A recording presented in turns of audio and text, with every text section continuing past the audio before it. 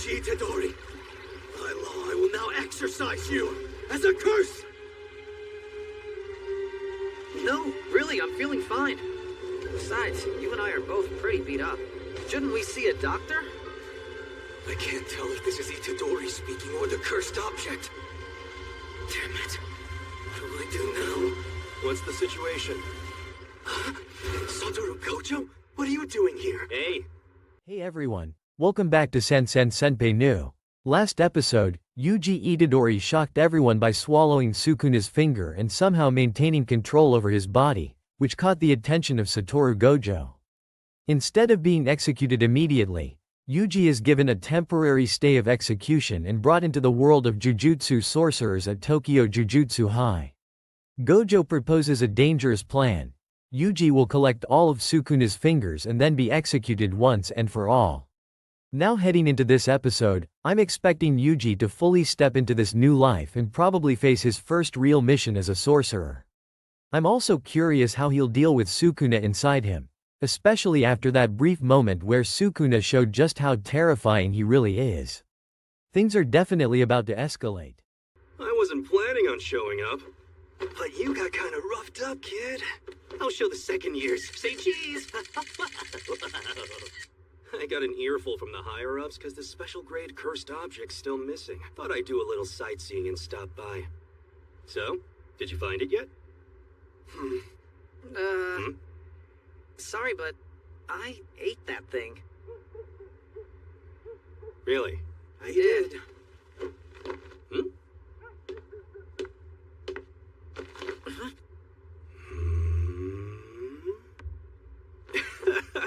Damn, it really did combine with you. That's hilarious. Anything weird about your body? Nah, seems okay. Can you swap with Sukuna at will? Sukuna? Yeah, the curse you ate? Oh. Yeah, I think I can do that. Okay, give us 10 seconds. Then change right back into yourself. Yeah, but... Yeah, don't worry. I'm way too strong for him. Megumi, hold on to this for me. So what is this? Kikufuku from Kikusuya. It's Sendai specialty and it's super good. I recommend the Zunda and cream flavor.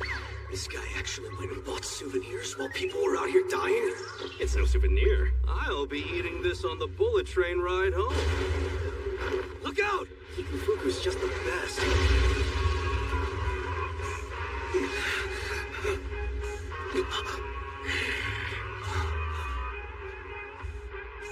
I think it's the whipped cream inside that really makes the difference.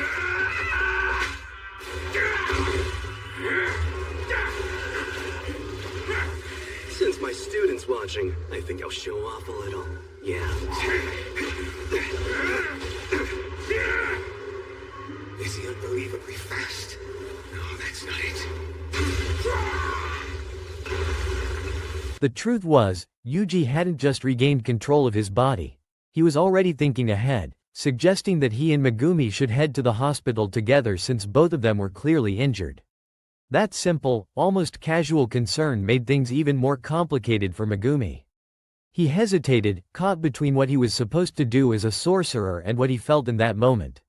He didn't know whether he should attack Yuji or not, and that uncertainty lingered just long enough for someone else to step in. Right then, Gojo arrived on the scene, completely unfazed as usual. He had just finished buying a bunch of souvenirs and even took a few photos along the way, clearly intending to tease Megumi later for getting beaten up so badly. The contrast between the chaos they had just experienced and Gojo's relaxed attitude was almost absurd. After hearing Yuji explain everything that had happened, Gojo quickly understood the situation. Yuji had swallowed one of Sukuna's fingers. As he stepped closer, he could immediately sense it. A fragment of Sukuna's overwhelming power was now residing inside Yuji's body. Curious, Gojo made a bold request. He asked Yuji to let Sukuna take over for about 10 seconds so he could personally gauge the King of Curse's strength. As he said this, he casually tossed his bag of snacks to Megumi to hold. Almost instantly, Sukuna emerged and lunged at Gojo, eager to tear him apart. But Gojo didn't even seem remotely concerned.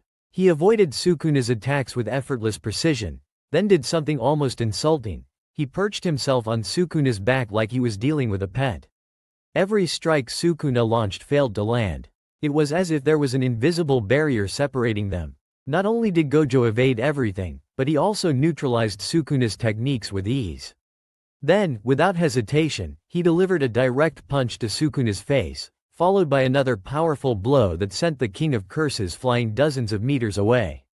Even though Sukuna retaliated with a devastating attack that nearly destroyed the entire school, somehow Gojo remained completely unharmed.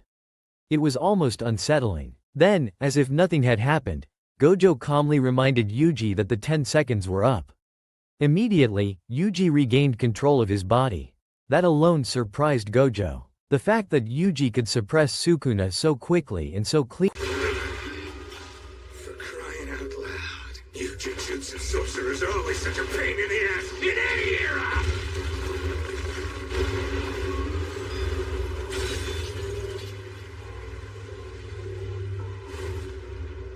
Now, time doesn't really have much meaning for me. 7, 8, 9, and that should do it. Damn it! Again. Why can't I seem to take over this body? Who the hell is this Itadori punk? No. How did it go? How about that? So you really can control that guy. He's kind of annoying, though, to tell the truth. And I keep hearing his voice. It's a miracle that's all he's doing to you.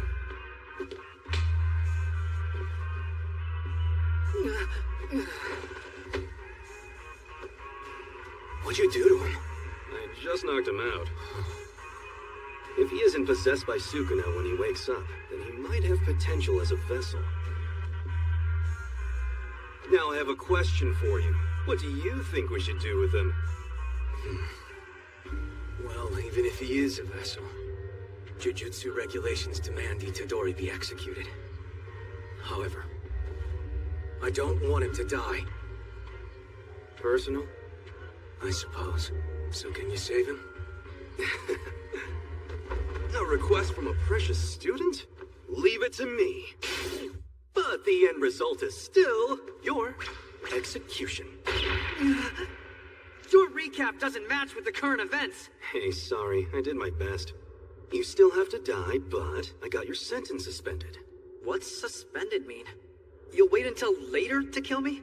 Yep, I'll just explain from the top. This is the same kind of thing as the cursed object you ate. There are 20 of these in total. We possess 6 of them. 20? Oh, each finger and toe? No, Sukuna has 4 arms.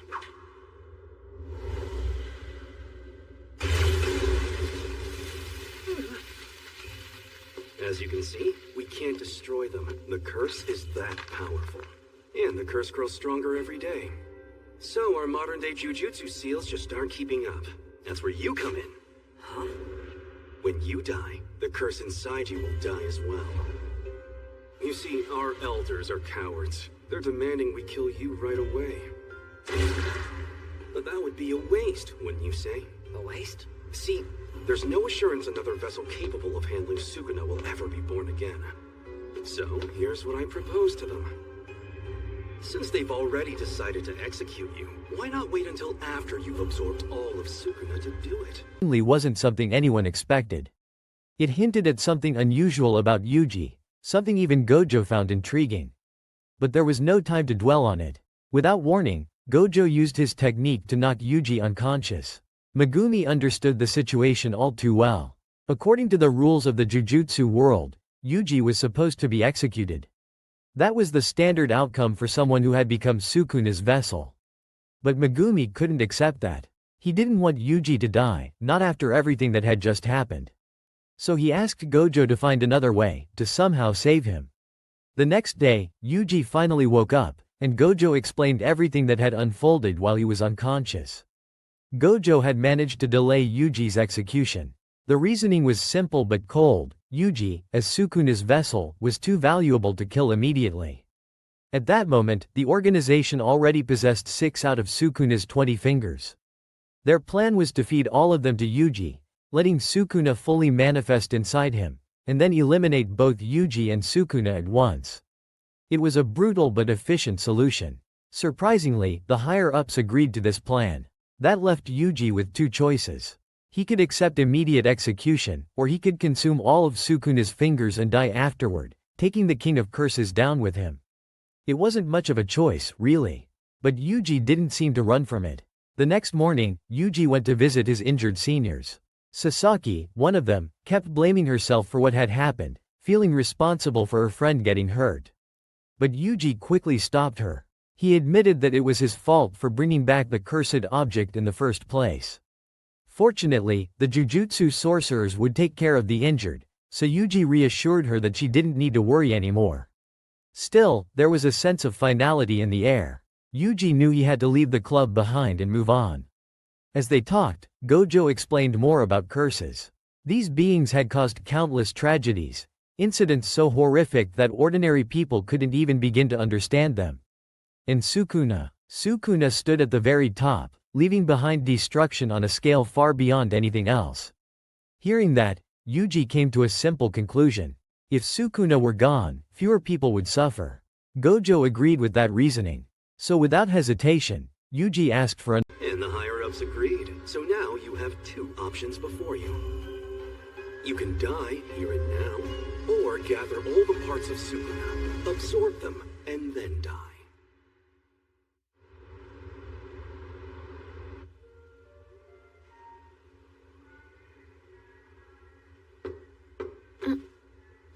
Itadori. Hi. Hello, Sasaki. How's Iguchi doing? Well, the doctors say there's nothing seriously wrong with him, but he still hasn't regained consciousness. And this whole thing's my fault. I asked him to come to the school, and that night...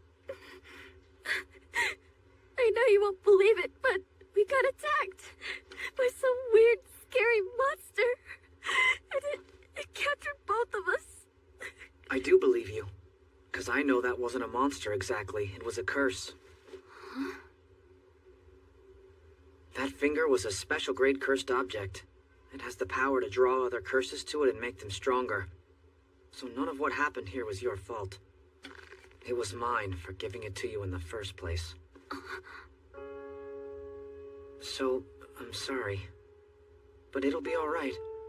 Someone who can fix Iguchi will be here tomorrow. Itadori? Sorry, Sasaki, but I have somewhere I have to be. Bye-bye.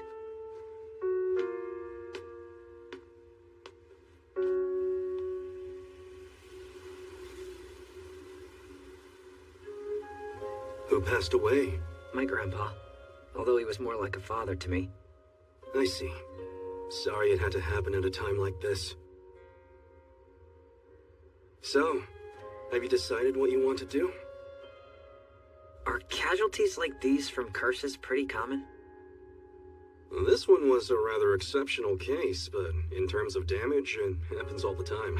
It's a good night when someone dies a normal death after encountering a curse. Finding a body that's torn to pieces is actually one of the better outcomes. If you plan to hunt down Sukuna, you're going to witness some gruesome stuff. And I can't guarantee you won't end up that way yourself. So, I guess you can choose which hell you want.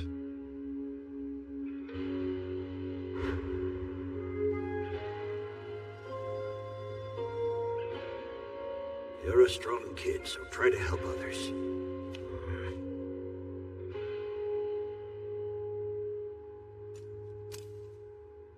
If all the parts of Sukuna were gone, would it really help? other finger. The moment he received it, he swallowed it. Instantly, Sukuna's power surged through his body again. And yet, even after consuming 2 fingers, Yuji still managed to suppress Sukuna completely. That alone reassured Gojo that he had made the right call. Yuji then made a promise. He would consume all of Sukuna's fingers. But whatever happened after that, Gojo would have to take responsibility. Gojo accepted without hesitation. From that point on, Yuji wouldn't be alone. Gojo and Megumi would take him to the Tokyo Jujutsu High, where everything would truly begin. The following day, Yuji said his goodbye to his grandfather and set off. The place Gojo brought him to was a secluded school hidden deep in the mountains on the outskirts of Tokyo. It was one of only 2 jujutsu educational institutions in all of Japan. But before enrolling, Yuji had to meet the principal. Just then, Sukuna suddenly manifested again, his mouth appearing on Yuji's body as he mocked Gojo. Despite calling him a mere subordinate, Sukuna was clearly still irritated from their previous encounter. He swore that once he fully took over Yuji's body, Gojo would be the first person he would kill. Gojo, however, simply replied that he'd be ready whenever that time came. Seeing Yuji's confusion, Gojo explained who Sukuna really was. 1,000 years ago, he was a monstrous being who defeated countless sorcerers and earned the title of King of Curses. But even at full power, Gojo claimed he wouldn't lose. Whether that was confidence or something deeper, it was hard to tell. Eventually, they arrived to meet the principal. At first glance, Yuji was completely speechless. The man was elderly, yet he was casually making dolls. It was such a strange sight that it almost felt unreal. The principal already knew Yuji was coming, but he still wanted to hear it directly. Why was Yuji here? Yuji answered honestly. He wanted to learn jujutsu and collect all of Sukuna's fingers. But the moment he said that, the principal immediately rejected him. Then, without warning, he activated a cursed doll to test Yuji's resolve. The doll lunged forward and struck Yuji straight in the stomach, sending him flying backward.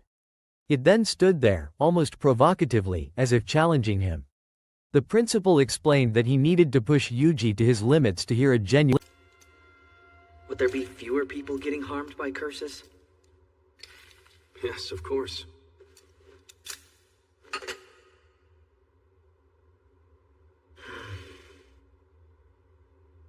So have you got that finger?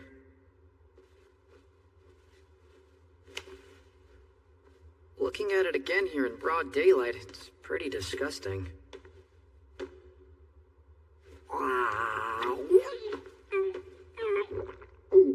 Okay, that's the second one. 1/10 of the whole. I wonder what's going to happen.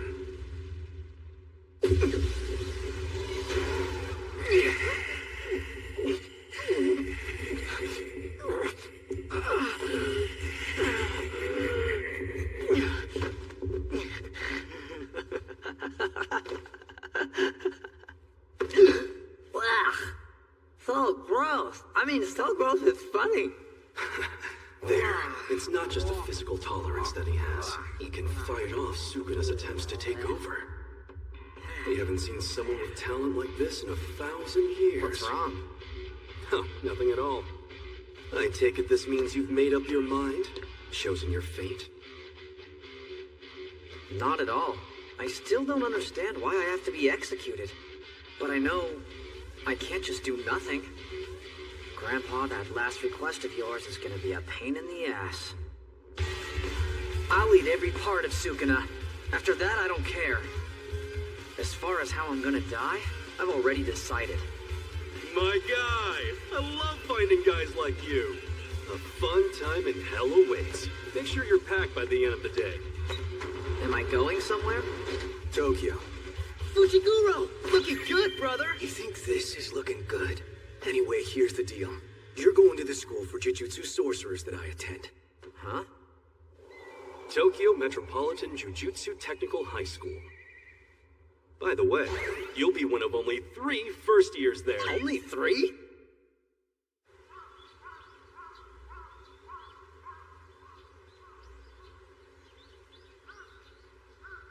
Okay, I'm heading out. Goodbye, Grandpa. This is really deep in the mountains.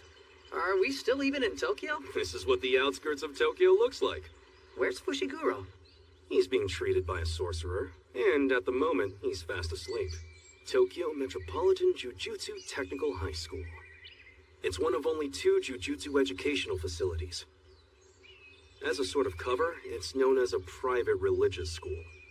Many jujutsu sorcerers continue to use it as a base after graduation, so it's a pillar of the jujutsu community, not just an answer. The doll would keep attacking until Yuji gave a response that satisfied him.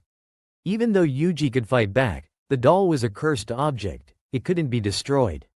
On top of that, it was incredibly fast, making it difficult for Yuji to keep up. At one point, he was caught off guard and took a direct hit.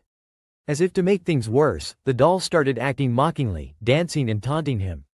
It irritated Yuji more than he expected. Meanwhile, the principal continued questioning him. Being a jujutsu sorcerer wasn't something you could take lightly. It meant facing death constantly. If Yuji's motivation was weak, he wouldn't survive. Yuji understood that, even if the principal's words were harsh, there was meaning behind them. But the doll didn't give him time to reflect, it kept attacking relentlessly. Finally, after gathering his thoughts, Yuji struck back. He used a headbutt to counter the doll and pinned it down. Then he spoke honestly. Until recently, his life had been simple, just hanging out and reading manga. But after learning about the damage Sukuna had caused, he couldn't ignore it. Even if it meant dying, he wouldn't regret his decision. There was something raw and genuine in that moment. Hearing that, the principal was finally satisfied. He accepted Yuji and told Gojo to take him to the dorms and explain the rules. But he forgot to deactivate the cursed doll, and just before Yuji could relax, it landed one more punch on him, almost like a twisted welcome to the school. Even after officially becoming a student, Gojo told Yuji that he and Megumi would handle the search for Sukuna's fingers. Yuji didn't agree with that. He couldn't just sit back while others did the work for him. Of course, Gojo had only said that to test him. As Sukuna's vessel, Yuji could actually sense the remaining fingers. That made him essential to the mission. As they stepped outside, they ran into Megumi again. Wanting to make things livelier, Gojo arranged for Yuji and Megumi to stay in adjacent rooms. Then, almost as an afterthought, he mentioned that they should get ready. The next day, they would be picking up another first-year student, a girl from the countryside named Nobara. The next morning arrived with a sense of quiet anticipation, as if something new was about to shift in Yuji's life once again. The air around the school felt calm, almost too calm, especially compared to everything he had already been through. Vacation, but for support and mediation in missions. Anyway, you're about to have an interview with the principal. The principal? Screw this up and he could turn you down for admission, just like that. Huh? And what happens then? Immediate execution? What's this? So you're not the boss? Any hierarchy other than strength is worthless. I'm sorry about that. Sometimes he just does that. What an amusing body you have now. I do owe you a big Again? favor, though. Once I make this punk's body my own, you'll be the first one I kill. It's my honor to be targeted by Sukuna himself. This guy is really that famous? Ryomen Sukuna is an imaginary fierce god with 4 arms and 2 faces. But he once existed as an actual human being, although it was over 1,000 years ago. In the golden age of Jujutsu, sorcerers gathered all their might to challenge him, and failed.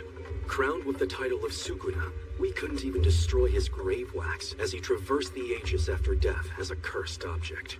Without a doubt, he is the king of curses. Who's stronger, him or you? Well, if Sukuna regained all his power, he might cause me a little trouble. But would you lose?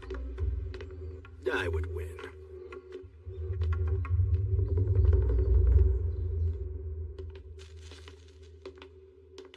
You're late, Satoru. 8 minutes late. Yeah. As usual, not quite enough to chastise you for. I told you fix that habit. That old dude's making cute things? If it's not enough to chastise me for, then don't chastise.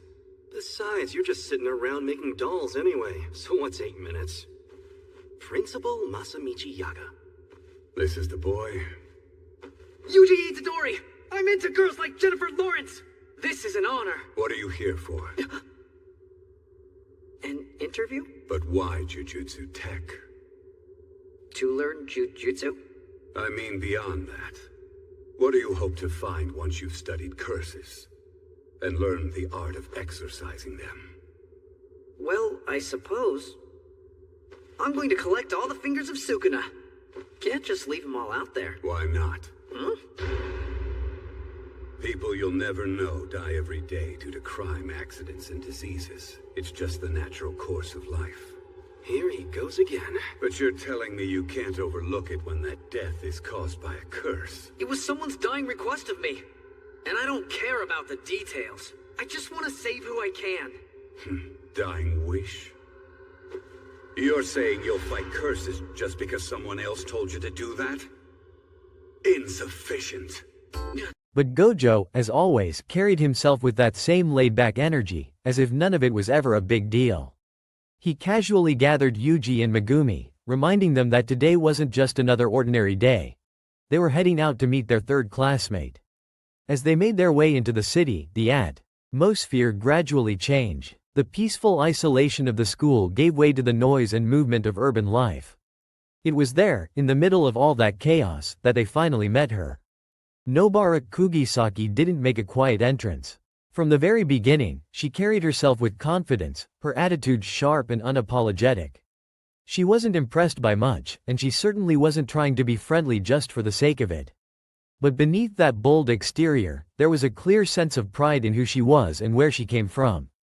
Gojo wasted no time explaining the situation. Instead of easing them into things, he immediately assigned them a mission. It wasn't just about introductions or getting to know each other.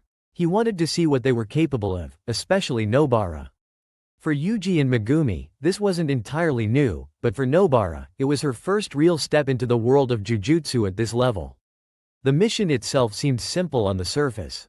They were sent to investigate a building where curses had been appearing. It wasn't some distant battlefield or hidden location. It was an abandoned structure, the kind of place people avoided without even knowing why. That alone gave it an unsettling presence.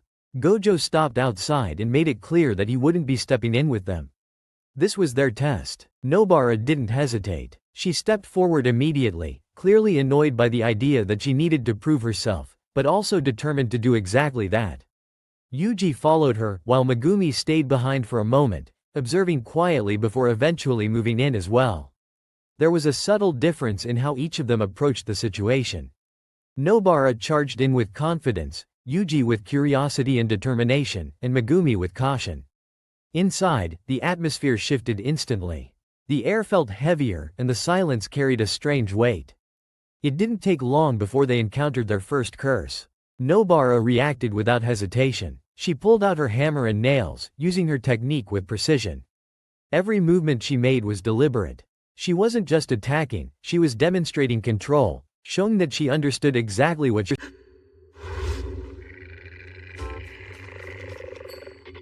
That's not a doll. It's alive! In a way. They're corpses. Dolls that I've infused with my curse.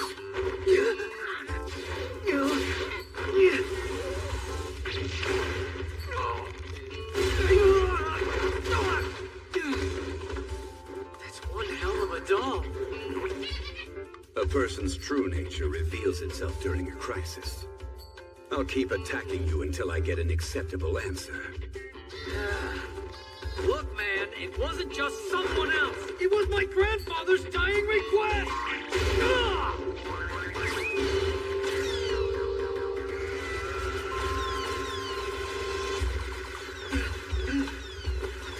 Where is it?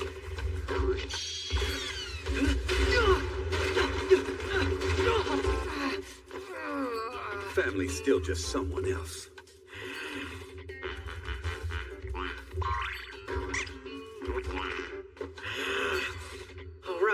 It's a doll, so it doesn't get hurt or scared.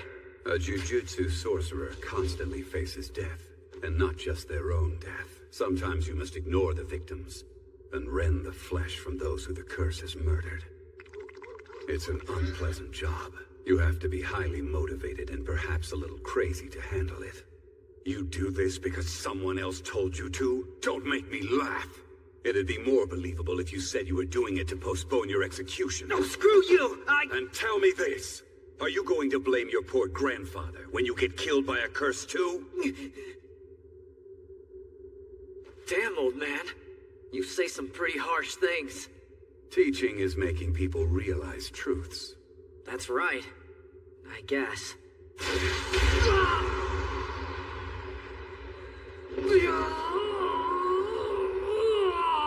It's not easy to imagine how you'll feel on the verge of death.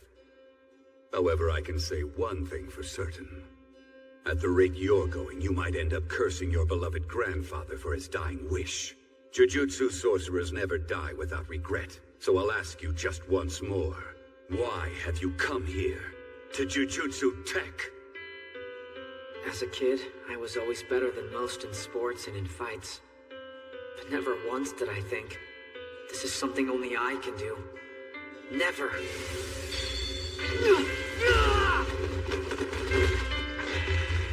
Consuming Sukuna is something only I can do. So even if I could escape my death sentence and run away from this responsibility, then someday I'd be eating food, taking a bath, or reading manga. And the moment I stopped to think, I'd go, oh, I bet that right he was doing. Yuji watched closely, clearly impressed. There was something refreshing about Nobra's fighting style. It wasn't overly complicated, but it was effective. It reflected her personality, direct and unyielding. But even as things seemed to be going smoothly, the situation quickly took a turn. They discovered that a child had been trapped inside the building. That changed everything. The mission was no longer just about exorcising curses, it became a matter of protecting someone. Nobara immediately prioritized the objective. She grabbed the child, preparing to get him out safely. But doing that meant she had to leave Yuji behind to deal with the remaining curse. For a brief moment, there was hesitation. Not from Nobara, but from Yuji. He understood what was at stake, but he was also aware of the risk. Still, he didn't back down. He stepped forward, ready to face the curse on his own. The fight that followed wasn't clean or easy. The curse was aggressive, unpredictable. Yuji had to rely on his instincts, his physical strength, and the little experience he had gained so far. There were moments where it felt like he was being pushed back, where the gap between him and his opponent became painfully clear. But he didn't stop. There was a determination in him that refused to break. Outside, Nobara ensured the child's safety. Once that was done, she didn't waste time. She returned immediately, rejoining the fight without hesitation. And when she did, the dynamic changed. There was no need for words. The two of them moved almost instinctively, supporting each other in a way that felt natural despite how little they had known one another. Together, they managed to take down the curse. It wasn't just a victory, it was proof. Proof that they could fight, that they could trust each other, even if that trust was still in its early stages. When they finally stepped out of the building, there was a quiet sense of accomplishment hanging in the air. Gojo, who had been waiting outside the entire time, seemed pleased. Not overly expressive, but satisfied in his own way. He had seen what he needed to see. This wasn't just about strength, it was about mindset, about how they handled pressure, about whether they could act when it mattered. As they walked away from the scene, there was a subtle shift between the three of them. They weren't just strangers anymore. Something had started to form, a connection, however small. And even if none of them said it out loud, they all understood that this was only the beginning. now somewhere out there, someone is dying because of Sukuna. But that doesn't concern me. It's certainly not my fault. You expect me to tell myself that? Well, I refuse to do that. I don't know how I'll feel when I'm dying, but I won't regret the way I lived. Satoru, show him to his dorm room. Be sure to explain the security arrangements to him as well. Huh? You're admitted. Welcome to Jujutsu Tech.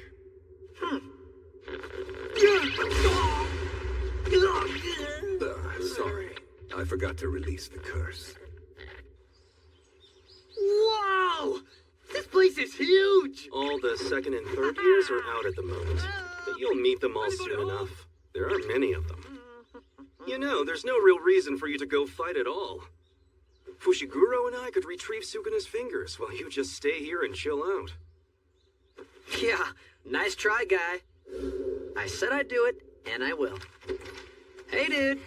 Though I gotta say, hanging out until Fushiguro comes back all beat up just to bring me a finger? That'd be funny.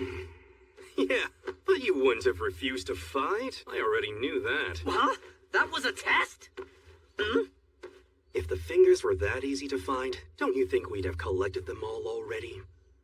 Some have a presence that's overwhelming, some keep very quiet, and some have already been absorbed by a cursed spirit. These are the challenges we've dealt with. when it comes to searching for them. But at last we have you. The Sukuna within you will try to regain his power, and that will lead us to the Fingers. You're both vessel and locator, our very own radar. So you see, we won't get very far without you. Are you sure he's going to be that cooperative? Oh, I think we can come to a win-win agreement there. You're next door. Hey, Fushiguro! Wow, you look all better now. There's lots of other empty rooms, you know? Sure, but isn't it better to have some company? I thought it'd be good. Classes and the missions are enough. This is not welcome. Whoa, it's so organized in here. Back off. I just told you, you're not welcome. Ha! Friends already. And together, we're heading out tomorrow. We're gonna go pick up the third and final first year. The train bound for Tokyo is now arriving. Please stand behind the yellow line. 4 hours and I'm still only in Morioka. But at least I can finally kiss that damn countryside goodbye.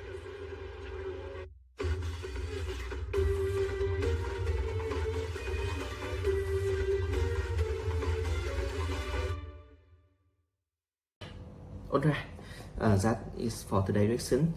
Thank you so much for spending your time with me here on Sunset Smile Liu. I truly appreciate every single one of you who watches, like, and support the channel. It really means a lot of and give me motivation to create content like this. So, if you enjoy the videos, don't forget to hit the like button, subscribe, and turn on the notification bell so you don't miss any upcoming lessons. Your support help me help the channel grow and bring more amazing content in the future. Let me know your true theory or what you want me to react to, like in the comment below. I would love to hear from you. Take care, stay awesome, and I will see you in the next video with more exciting reason coming on your way. Peace, bye bye.